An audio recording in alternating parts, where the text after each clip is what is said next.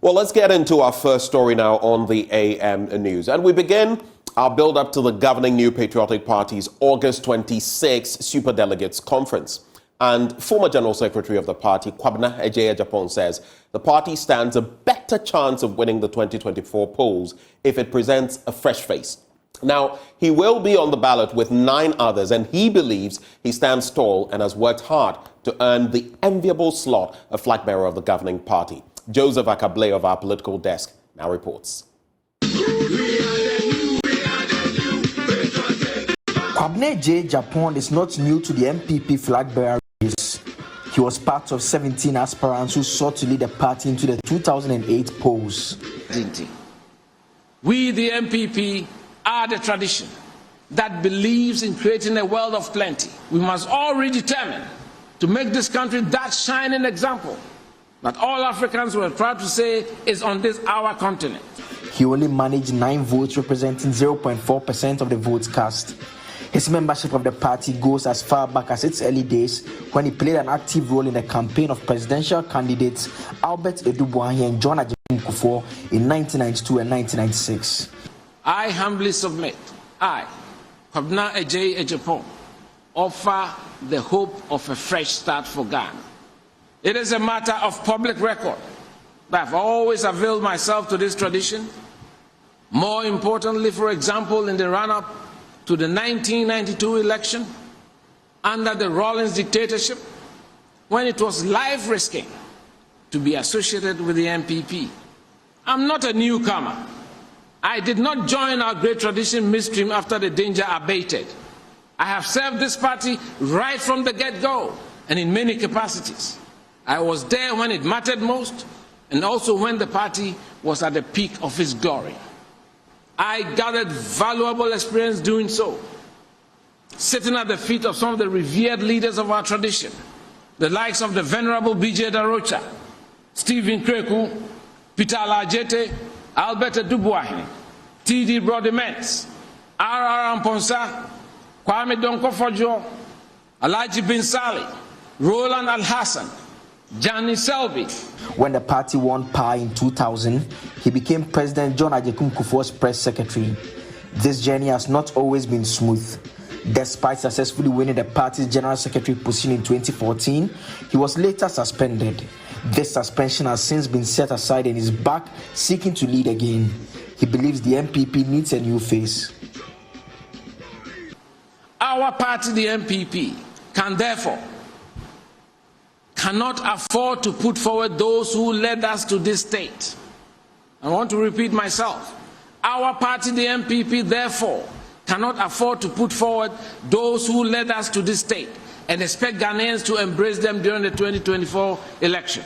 We need a new face, a pair of clean hands, a leader to reconnect with our base and earn the trust of Ghanaians.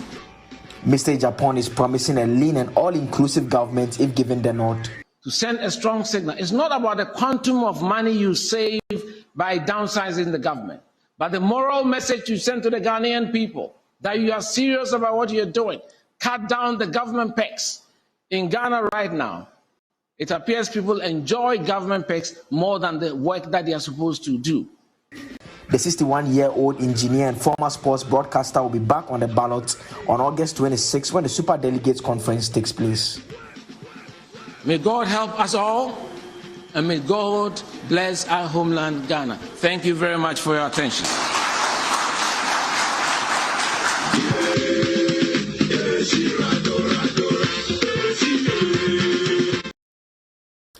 Still on the political terrain, former President John Mahama says the socioeconomic development policies introduced by the late John Evans Atta Mills are unmatched. He was speaking at the wreath-laying event in memory of the late President John Evans Atta Mills. There's more in this report put together by Jacqueline Ansumaya-Boa. On this day, 11 years ago, he established a shocking precedent in Ghanaian history by becoming the first president to die in the highest seat of power. President John Evans Atta Mills' death as an icon of peace, unifier, and outstanding sportsman went recorded in history as one of the country's worst days. Speaking at the 11th anniversary of the late president, former President John Mahama said that the late John Evans Atta Mills socioeconomic development initiatives is unmatched by any government. Professor Mills was the epitome of selflessness, always seeking the welfare of others, even at the expense of his own well-being and comfort. He was a champion of social justice.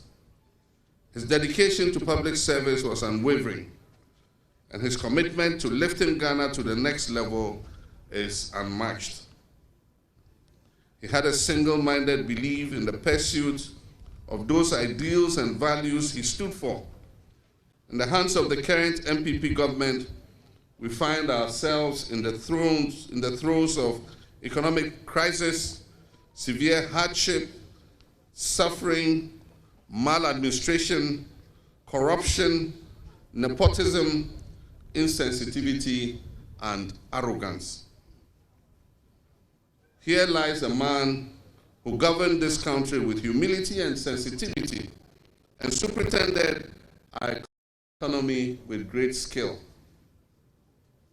He made the right calls on the economy, and it was no surprise that under his stewardship, Ghana famously recorded its highest ever GDP growth rate of 14.4%, with a larger contribution of this growth coming from the rail sector rather than oil.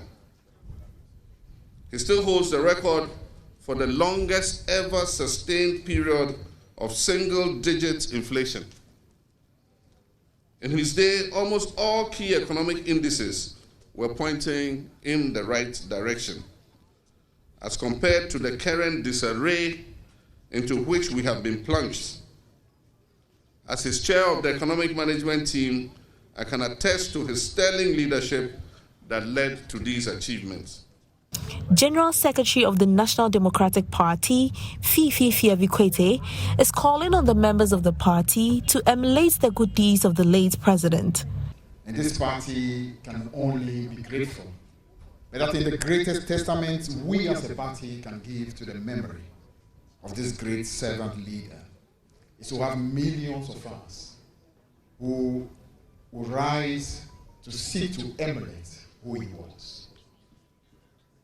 The breadth and depth of his knowledge, but much more than that, the expansiveness of his humanity, his humility, the love of nation, the love of people. And if this party can have millions of people who would epitomize that, this party will continue to be a shining light to the country. Family and National Democratic Party members were present for the wreath-laying ceremony. For Joy News, Jacqueline Ansomaya-Boa. In our next story, the General Secretary of the Public Sector Workers Union of the Trade Union Congress, Kwabena Agyepong, is worried about the continuous attack on leaders of the various labor unions. He wants members to direct their frustrations at government. Now, he notes that the mismanagement of the country's economy by the government has worsened the plight of Ghanaian workers. Rafiq Salam has the rest of the story. The 11th Upper West Regional Delegates Conference of the Public Sector Workers Union of the Trade Union Congress gives members the opportunity to discuss and review the activities of the union, measure their performance in the region, and also look at the challenges with a view to finding solutions to them. It is also to elect regional officers who will man the affairs of the union in the region for the next 4 years, and also develop plans for the upcoming National Quadrennial Delegates Conference slated for December. General Secretary of the Public Sector Workers Union, Brother Bernard Ajay, noted that the inefficient and mismanagement of the country's economy has further worsened the plight of workers. To add insult to injury, they are now being deprived of allowances that they used to earn as workers by the government. Brother Bernard Ajay was unhappy that workers, instead of directing their anger on government for the economic woes they are wallowing in, have rather shifted the blame on the leadership of the unions. He called for unity among members of the union, stating it is the only way they can overcome the challenges they are facing. This has also affected our salaries or our conditions of service. It has affected our purchasing power, that the prices of goods and services keep skyrocketing, but the salaries and wages we take home are not commensurate with the increases and difficulties brought on by the economy. The end result is that we are suffering as workers. Is that not it? Yes. Very much suffering. In addition to that, some allowances that we have that comes to support the salaries or wages we take home. And government is using all sorts of strategies and means to deprive us either of having the opportunity to negotiate these allowances or denying us these allowances where we have negotiated these allowances. I know that it has made most of us become so angry to the extent that instead of directing that anger to the appropriate courtesies, sometimes we end up attacking ourselves and blaming the union of even not doing what they have to do. The situation we find ourselves requires that as unions, we remain strong and more united than ever in solidarity. We are entitled to live and work without discrimination or exploitation. Akakpo was regional chairman of the Public Sector Workers Union of the Trade Union Congress, Said Mohammed Nuruddin, enumerated some successes chalked the past 4 years. The PSW fund has really brought very big relief to its members, especially with the members in the Upper West region. Since the inception of the loan scheme, 31 members in the region benefited from the fund, with accumulated payout of 456,000 Ghana cedis under my leadership. There were also some solidarity messages from sister unions. I would like to urge my brothers and sisters that the only weapon that the leaders that are with us are afraid of is one and only one, and that is unity. Brothers and sisters, in the song we always sing, our strength as unions resides in unity. Reporting for the news, working women.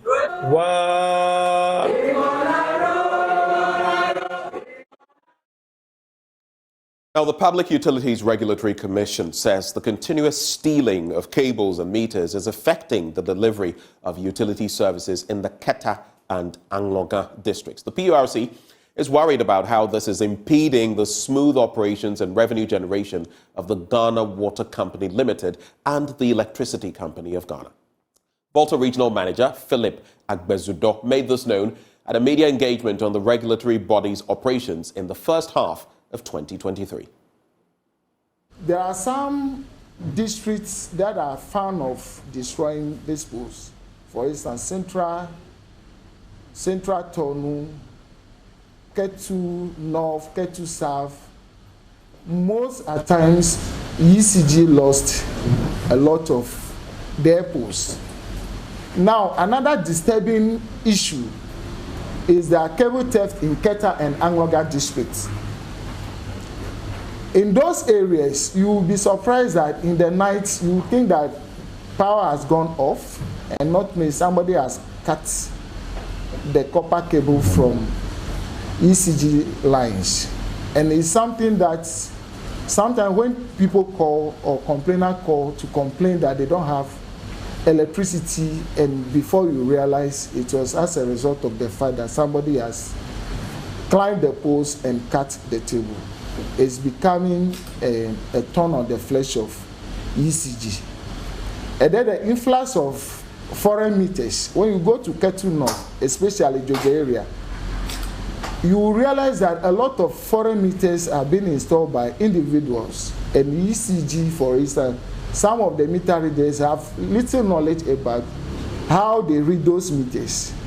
And because of that, ECG may not be able to capture it. And it's something that is worrying the sector.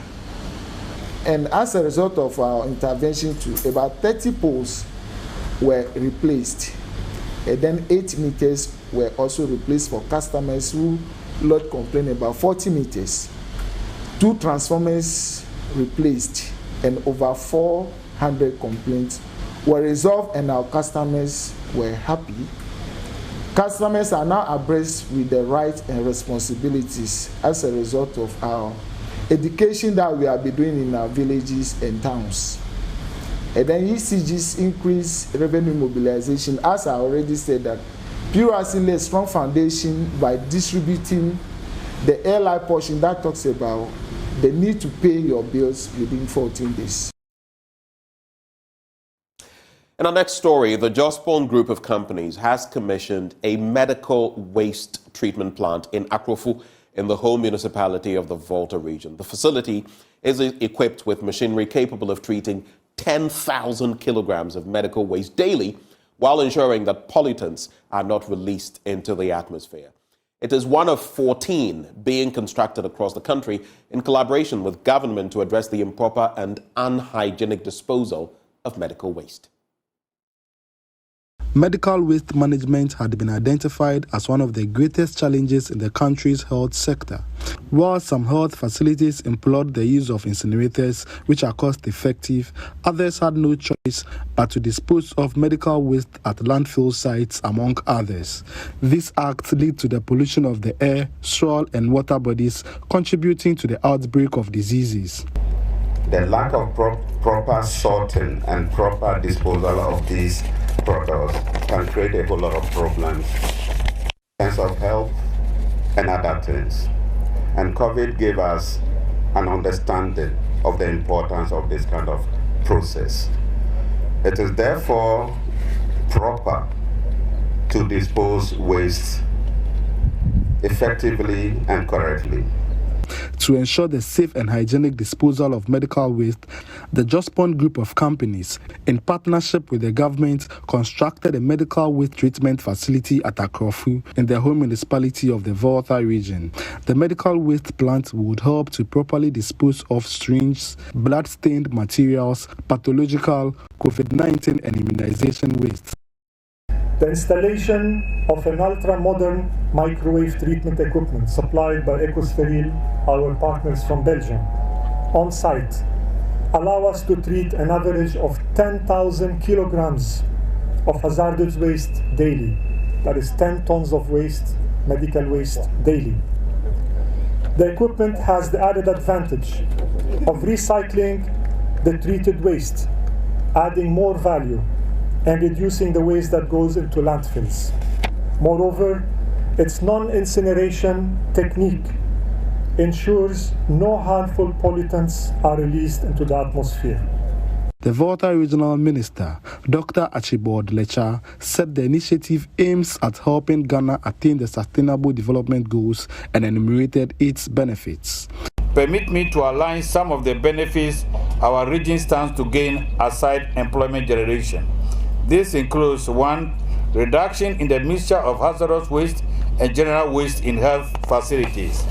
2. Avoidance of the illegal reuse of certain components of medical waste, such as syringes, needles, and other plastics. 3. Reduction in the exposure of sorters, scavengers, and unsuspecting people on landfills to infectious waste. And 4. Minimization of hospital infection in patients and healthcare workers. The Deputy Minister of Health, Alhaji Mahama Asseyi, called for proper maintenance of the facility to prolong its lifespan. Operations of the medical waste treatment plant would create over 200 direct and indirect jobs, serve as a practical center for students in the health and sanitation sectors. Fred Kwame Asari, Joy News, Akakpo. Now, the cycle of poverty can be broken when people have access to information, and the only way to get information is through reading and understanding. The chief executive of Perby Cubs, a reading club, Anyele Perby, is calling for a concerted effort to break this vicious cycle. There is more in this report. A UNESCO report in 2021 revealed that about 6% of pupils at public basic schools cannot read nor comprehend a text. This worrying reality is what Chief Executive Officer of NPP CAPS wants to fix with her Carnival Festival. She has dedicated her professional career to visiting schools to read and write with pupils in public schools. The Joy News team caught up with her reading caravan at Dansoman B cluster of schools. Mrs. Anyele Pepe told Joy News her objective is to encourage reading since it is the only way one can break the cycle of poverty. If we can get children even from very poor backgrounds to learn to read and learn to read, we are giving them a significant key that can enable them to escape the cycle of poverty they may find themselves in. So this year, as Accra celebrates UNESCO Accra World Book Capital, it's a wonderful privilege for us to bring this fun reading campaign, Carnival, to Accra. Carnival is from two words, Kane, the Ghana word which means read, and Carnival, a traveling fanfare, excitement, and all that. And the goal of Carnival is to show that reading is and everyone should read. The brand influencer for NPP CAPS, Kwabena Agyepong, also stressed on the need for pupils to cultivate the habit of reading. He also called on parents and guardians to come on board to help the kids read. In this day and age, there's so much that distracts them. And sometimes I was even telling a few friends of mine that when I post something on my social media handles and with all the details, and young people will come into my page and ask, where is the venue? Meanwhile, the details are on the posters. It tells you that we're having the culture of reading. We have not cultivated, or it's dying, or even some say it has even died. And so we need to reactivate that, because reading is the gateway skill to all learning. And if we don't have that at our foundation, then our hope in terms of what these children we're hoping them to be in the future is very, very doomed. And so we're trying to do that, and it's all hands on deck thing. It's not just encouraging these young people to read, but even what we do behind the scenes as parents and guardians. Sometimes we tend to unconsciously make reading punishment, some form of punishment, and when the children get to know that it's a punishment, they won't cultivate that natural habit of reading. And so we must find ways and means of encouraging them so that they don't see that as a punishment, and we all have to get involved basically. Meanwhile, school support officer of the Dansoman circuit, Madam Felicia Muzu, commended NPP CAPS for choosing their district and Dansoman B cluster schools in particular, and called on others to emulate the gesture. They are not enough. We wish to have more. Like Oliver Twist, who always want to ask for more. So if you have philanthropists, individuals who want to assist us to donate books to our library, we will be very grateful. And that is the note on which we cap off the news. But stay with us as we are joined by Executive Director, Parliamentary Network Africa, Samuel Bing, for the news review. Up next.